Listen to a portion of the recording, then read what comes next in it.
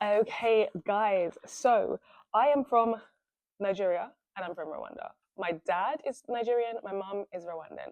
I have just gotten back from Nigeria for the very first time in my life, and my mind is open, way more open than it ever had been. If you guys have been following me since I was in Rwanda in April, you will have seen the video where I was talking about if you are black in the UK or in the US or in Europe, you need to begin to invest in your home. And you need to begin to build your own land out there. You need to reconnect to your family roots. You don't know who, because this one, that one didn't ever go back and they never took you. It's time to take yourself back. If you're a grown up, take yourself back. Get those connections by fire, by force, because the motherland needs you.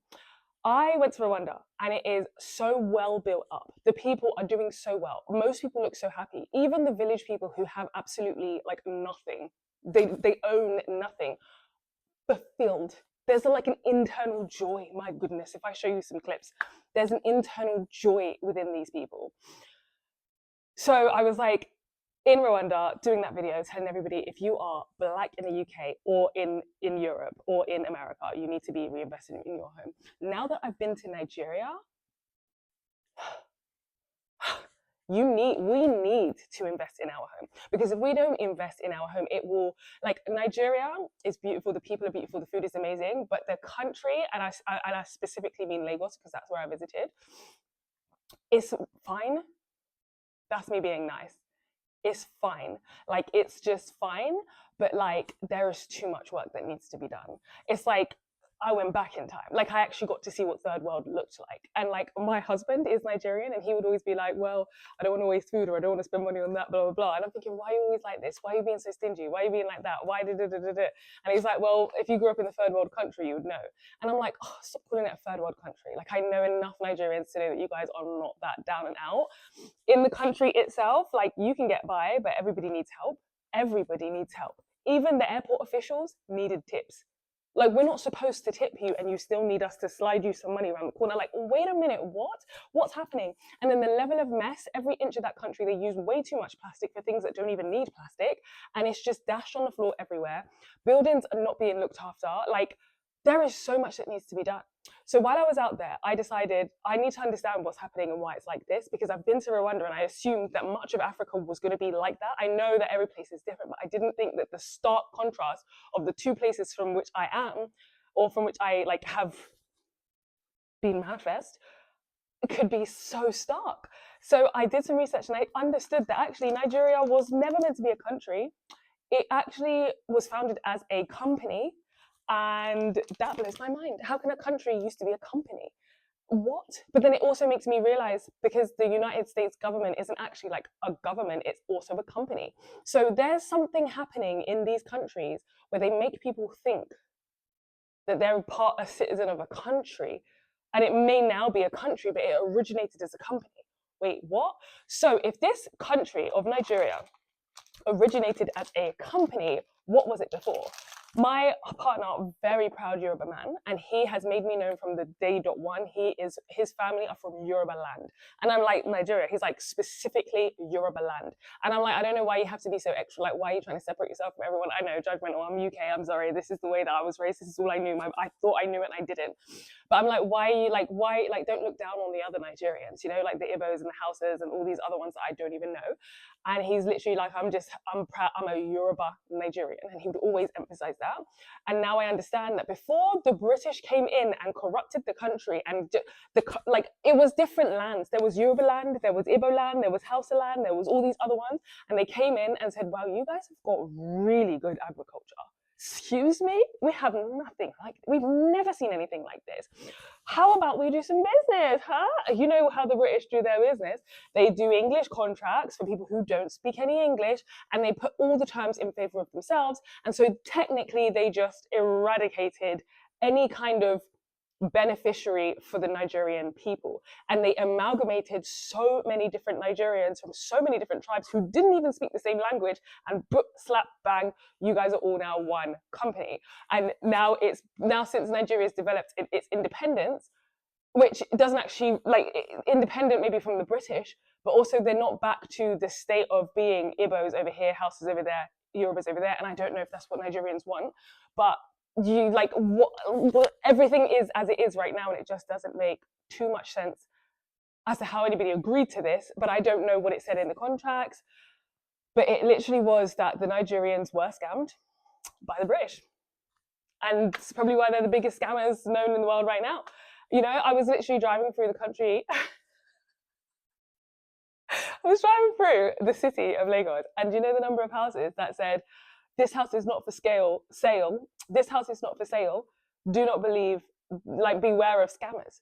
So many houses said that, and I was thinking, "This house is not for sale. Beware of scammers." Why is that on somebody's house? I would not like a house to say that. I don't want to read that every day that I'm coming into my house. But it's because Nigerians are known to be some of the world's greatest scammers. They will literally sell somebody else's house that they never owned, never lived in, and they haven't even been in. They will just somehow manage to sell it. And that happened a lot. So that's why lots of people have put that on their houses in Lagos and probably around the country. All of this is to say, wow, there's a quote and a saying that says, "Travel is the only thing that makes you richer." How I believe it. How I believe it. Like I said, I never ever got on a plane until I was 21 years old. And my very first flight was to Israel. And then I went to Palestine. And then I went to Turkey. And then since then, I can't really tell you the order of places that I've been. But I've been to Croatia. I've been to mostly Europe, right? So I've been to Croatia, Greece, France, Spain, Portugal, Thailand, not Europe, Canada, New York. I've been to so many different places. And nothing has really opened my eyes as much as going to Africa has. Thailand opened my eyes a lot because there were some things out there that I was seeing that I had never seen or heard of before. Israel and Palestine opened my eyes the most because, like, I went to Israel normal, right? Like, oh, this is really fancy. It's quite like London. I'm used to London. So it was like built up very well. Everybody's dressed very well. Cross the border into Palestine and I'm like, what? Oh, 20 minutes ago, people had shoes. And now people are wearing like wholly bedraggled clothes with no shoes, dust and dogs everywhere. I don't understand. But you know me, like, free spirit, just doing what I'm doing. And I just went with it. And I just thought, well, this is what the world is like. I didn't understand anything about politics, even though everybody in my life was like, don't go to Israel. You're going to get killed. And I'm like, yeah, right. I don't like negativity. So I'm not talking to you anymore. I'm going to board my flight. And I don't know if I'll ever speak to you again. But traveling is the only thing that makes you richer. If you are Black in the UK, Europe, or the USA, I highly recommend not spending all your money just traveling in Europe or traveling around you where everything looks like what you live in on a day-to-day basis. Save up a bit of money, go to Africa, spend some time, have money to tip if you're going to Nigeria because everyone's going to expect it. And you're going to see. You're going to just see our people. You're going to see our nation. There'll be some places and you're going to be so proud because it's better than where you live. And then there are going to be some places and you're going to be so heartbroken because you don't understand how you know so many people from a certain place. And then you get to that place and you're thinking, this is where you grew up. Wow, you've come a long way. When we were leaving Nigeria, like I said, all the airport officials wanted us to give them some money.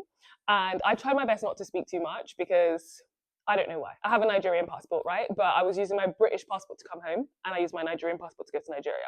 So I just didn't want it to get complicated, so I didn't speak that much. But anybody who heard me speak couldn't believe it. And they are you Nigerian? Yeah. Are these your daughters? Yeah. Is this your husband? Yeah. They'd be like, oh my God. God is good. They would be like stunned that he like married me, had kids outside of Nigeria. Every Nigerian wants to leave the country. I don't blame them. I don't blame them.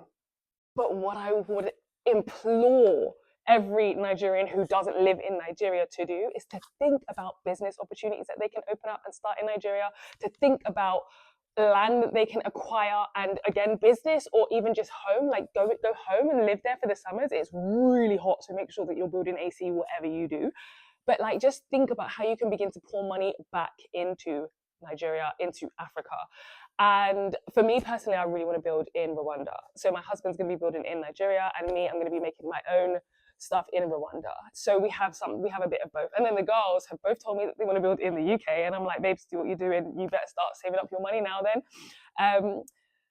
But why do I say this? I say this because We are the beneficiaries of what was stolen from those lands. I feel like this personally, right?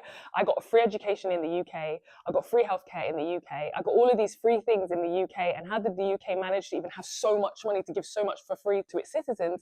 It plundered and pillaged the entire world, including Africa. Okay, my darlings, this video is getting really long. I will speak to you and I'll see you in my next one. I've got to go and make these sandwiches so I can go and get the babies.